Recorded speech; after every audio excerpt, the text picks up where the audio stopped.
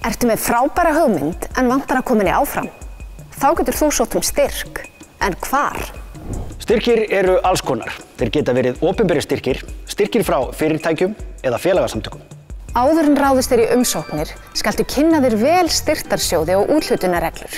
Kynntu þér reglur sjóðsins og markmið. Hugsaðu hvernig þú getur hjálpað sjóðnum að ná markmiðum sínum.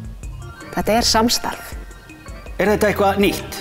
Flestir sjóðir gera kröfu að þú sért að skapa eitthvað nýtt eða hafir nýja nálgun á þjónustu eða vöru. Það er mikilvægt að útskýra nákvæmlega hvað þú ert að gera sem samkeppnisaðilarnir eru ekki að gera. Hvað aðskilur þig frá þeim? Þekktu samkeppnina, markaðinn og markhópinn. Hvað er styrkt?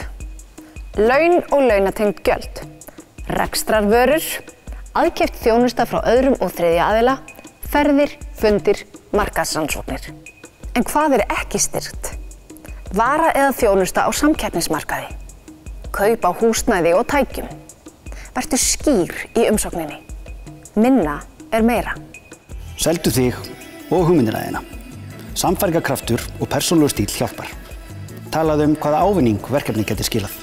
Er verkefnið kannski atvinnuskapandi eða er það fræðandi? Er líklegt að verkefni verða veruleika? Byrjaðu tímanlega. Vandaðu þig. Styrktarumsóknin þarf að vera raunhæf. Enginn sjóður styrkir verkefnið 100% svo þú verður að leggja til eigið framlag.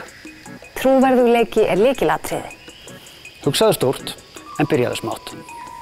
Landshlutasamtök veita stuðning til frumkvöðla á öllum stigum nýsköpunar.